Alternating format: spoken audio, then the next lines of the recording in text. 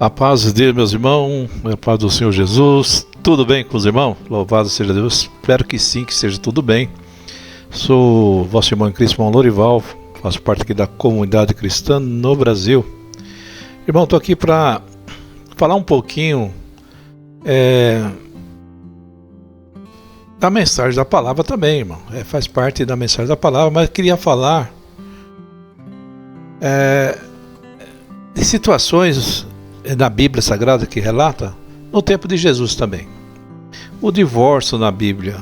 Irmão, eu vou deixar aqui bem claro, a vontade de Deus, irmão, é que ninguém se separe. Ninguém. Deus não quer que o seu povo se separe.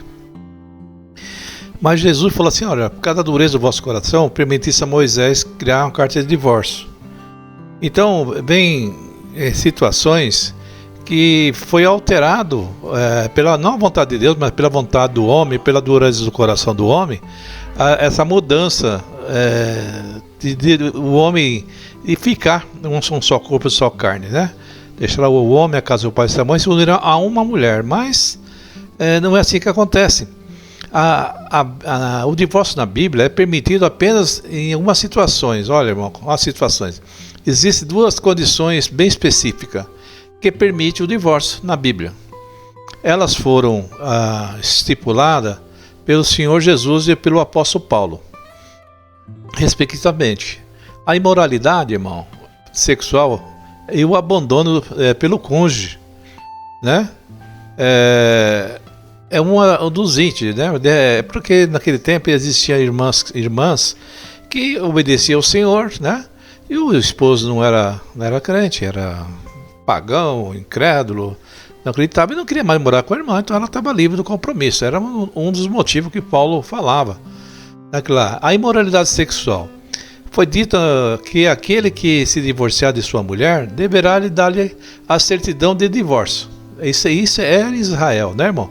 Era normal, mas eu digo, né? Quem falava isso aí? Paulo, né? Todo aquele que se divorciar de sua mulher, aliás, perdão, Paulo não, é Jesus. Todo aquele que é divorciado da sua mulher, exceto por imoralidade sexual, faz que ela torne-se adúltera. E quem se casar com a mulher divorciada estará cometendo adultério. Nas cartas de Paulo, piorou, irmão, ele que não permite o divórcio. Mas Jesus falou em questão de imoralidade sexual. O abandono pelo cônjuge e crédulo, irmão, mas diz assim, mas se o não crente, né, quiser se separar, que se separe. A pessoa que não é crente quer separar, o irmão não está livre, não é obrigado a ficar. Em tais casos, não fica sujeito à servidão, nem o irmão, nem a irmã. Deus chamou vocês para reviver a paz. Está lá em Coríntios 7, versículo 15. Essas duas situações, irmão, acerca do divórcio, a imoralidade e a pessoa que não é crente, incrédulo, né? Hoje, agora não, irmão, pela maioria das pessoas estudiosas, pessoas que entendem as escrituras, né, irmão? Eles entendem que esses dois motivos são chamados de exceções na Bíblia Sagrada, né? Mas aí, irmão, há uma divergência. Vamos dizer, a Bíblia Sagrada também fala: vós, mulheres, amai vossos maridos como a Cristo. Lá o apóstolo fala assim: não desfraudei um do outro com conhecimento mútuo. A mesma consequência fala assim: o homem não tem direito do seu próprio corpo, mas tem da mulher, a mulher não tem do seu corpo, mas tem do marido, né? Fazer tudo em comum acordo. Mas, irmão, tem pessoas que casam, não honram seu compromisso de casamento, né? Não honra, a mulher não honra, o marido não honra, né? Sabe que tem obrigações a se cumprir no leito conjugal e não cumpre. Falar bem claro, né, irmão? E além dessas exceção que falou aí dos dois, tem a morte, né? A viuvez, essa aí com certeza é mais eficaz. Quando uma das partes morre, fica livre, né? Nesse caso, o cônjuge que sobrevive tem permissão para casar novamente, mas apenas no Senhor, né? Como uma irmã cristã também, lógico, né? Em Coríntios 7, 39 e Romanos 7, 3. Então, meu irmão, o ensino de Jesus sobre o divórcio no Novo Testamento, ele pode ser encontrado nos três evangelhos que está falando. Em Mateus, em Marcos e em Lucas. Além do texto mencionado, assim em Mateus 5, 31 e 32, esse tema é tratado no seguinte texto: Mateus 19, 3 e 9, Marcos 10, 2 e 12, Lucas 16 e 18. No entanto, somente no Evangelho de Mateus apresenta uma exceção para o divórcio. O divórcio na época de Jesus. Agora, no tempo de Jesus, tempo que Jesus estava em Israel, na época de Jesus, o divórcio e o novo casamento eram amplamente aceitos e praticados, né? Mas lembre-se que Jesus falou numa parte assim: olha, aquele que só no seu pensamento desejar ou pensou já cometeu adultério com ela. Então, se for nesse caso, tem muita gente aí, irmão, que estão adúlteros e estão casados, né? Deixa bem claro, a Bíblia é terrível. Os judeus, irmão, eles tomavam como base o texto de Deuteronômio, e na lei de Moisés, como uma referência para legitimar o divórcio. O versículo é um desse texto, apresenta o critério para o divórcio. Se um homem casar-se com uma mulher e depois não a quiser mais, por encontrar nela algo que reprova, dará certidão de divórcio à mulher e a mandará embora. Aí tem um negócio de pagar um dote, existem várias coisas. A expressão algo que ele reprova, traduzindo em outras versões como coisa indecente ou vergonhosa, gerou muita confusão entre os judeus, porque as pessoas criavam situações que não era aquela que estava falando ali, né? Indecente, exatamente, irmão, as interpretações na Bíblia bíblica judaica predominam na época de Jesus, né? Os rabinos, né, que era mais restrita, interpretava a palavra coisa indecente ou vergonhosa como imoralidade sexual, antes ou depois do casamento, ou comportamento indecente que poderia não envolver um ato sexual consumado. Aí eu mesmo tenho minhas dúvidas, irmão, porque quando alguém praticava imoralidade sexual, fosse uma mulher, alguma coisa, né, ou se uma traição, era punido com a morte, né, apedrejado. Já o teu rabino Eliel, o nome dele, o pai e avô de Gamaliel, de Atos 5,34, mestre do apóstolo Paulo no judaísmo, conforme Atos 22 e 3, que tinha uma postura mais liberal, afirmava que coisa indecente era qualquer coisa que incomodasse o esposo. Aquele que seguiam essas interpretações permitiam o divórcio por qualquer motivo, incluindo a esposa não cozinhar bem. E havia isso aí, irmão, em Israel. O marido, ela não faz uma boa comida, eu vou embora. Tem uma outra mais bonita, eles davam a carta de divórcio, irmão. Era assim. Então não havia uma responsabilidade, né? Os fariseus eram mais rigorosos, interpretavam da lei. No entanto, a interpretação mais aceita naquela época era a posição liberal de Eliel, né? Os homens preferiam o que favorecia ele para desprezar as irmãs. O confronto de Jesus com os fariseus sobre o divórcio. Quando os fariseus confrontaram Jesus a respeito do divórcio, eles querem saber se Jesus segue a interpretação defendida por Eliel, ou a posição um pouco mais restrita do Shammai, né? De Shammai, o nome da pessoa. É permitido o homem divorciar-se de uma sua mulher por qualquer motivo. Mateus 19, 3b, né? Segundo, então, o padrão estabelecido em Malaquias, que afirma que Deus odeia o divórcio, Jesus reafirma a indissolubilidade do casamento. Não pode ter o divórcio, né? Na mentalidade, no pensamento de Jesus, do casamento, citando Gênesis 1, né? 22, né? Que Deus uniu, separou o homem, porque ele fez o primeiro o homem e a mulher, não fez, né?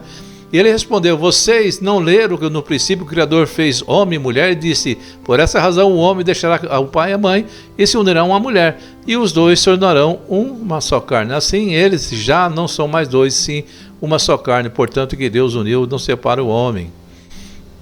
Então, meu irmão, é complicado falar de divórcio por causa da dureza do coração. Porque não só o homem como a mulher, muitas pessoas cristãs nos dias de hoje não cumprem suas obrigações cristãs. Não cumpre as suas obrigações no leito conjugal. Não honra, né? Tem homem aí que não honra, irmão. Tem homem que aí não honra, não dá a atenção devida, que né? Pagar a mulher o que é devido. Ela tem esse direito. Se ela casou porque quer um homem. E o homem casou, ele quer uma mulher.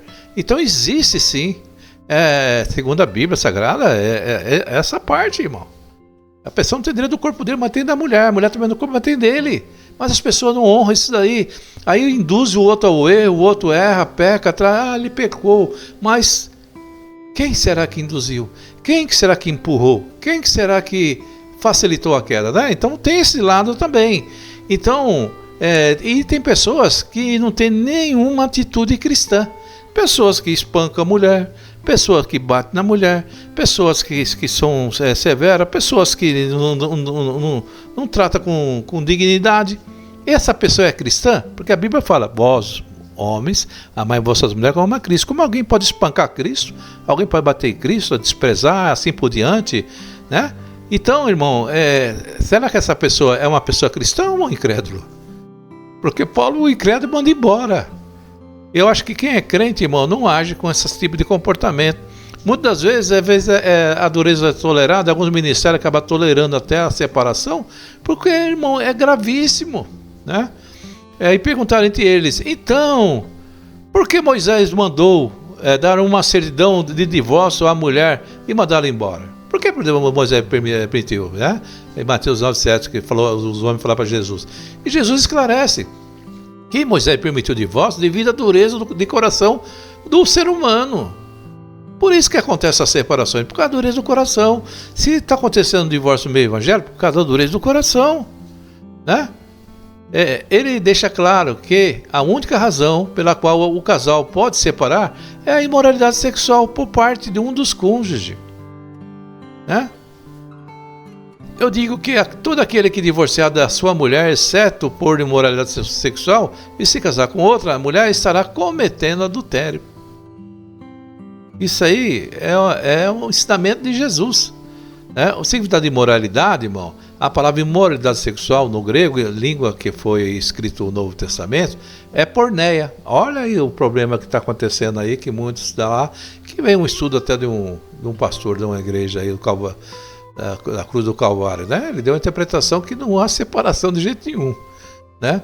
É porneia, e essa palavra deu origem a várias palavras na língua portuguesa, incluindo a palavra pornografia, né? Porneia é um termo genérico que se refere a todo tipo de prática sexual ilícita, inclui adultério, fornicação, prostituição, incesto, homossexualismo e bestialismo, quando um dos cônjuges se envolve em qualquer forma de imoralidade sexual. Ele rompe uma aliança feita diante de Deus, de ser uma só corpo, só carne com a companheiro. Tem pessoas que andam, né, irmão? Em videochamada, mostrando o dedo do seu corpo, né? Tem pessoas que andam aí com namoros. Tem crente aí, irmão, que dá onde namora outras pessoas, imoralidade sexual, irmão. Abraça, beija, faz, acontece, né? Mas não fiz aquilo, mas está em pecado, irmão. Jesus afirma que somente isso possibilita o divórcio, o rompimento do casamento. Mesmo estabelecendo uma exceção para o divórcio, a posição de Jesus era muito mais rigorosa que a escola de Shammai ou de Eliel. Perdão e restauração.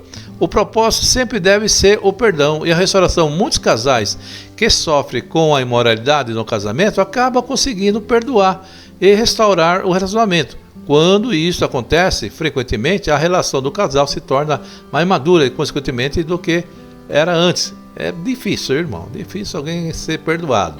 No entanto, existe casos onde o perdão acontece, mas a restauração não necessariamente. Por isso, Jesus permite que essa cláusula de exceção. Às vezes a pessoa, não perdoa, mas não quero como marido, né? Não quero como mulher. A exceção no caso do abandono por parte do descrente. Segunda exceção, onde a Bíblia menciona outra permissão para o divórcio, foi estabelecido pelo apóstolo Paulo. Ao orientar a igreja de Coríntios sobre o casamento, o apóstolo abre uma nova possibilidade de divórcio, observando o texto. Mas se o não crente quiser separar, se separe. Em tais casos, não fica sujeito à servidão, nem o irmão, nem a irmã. Deus chamou vocês para viver a paz. E se Deus chamou para viver a paz, quem que vai viver com um homem fazendo tudo que é coisa de errado?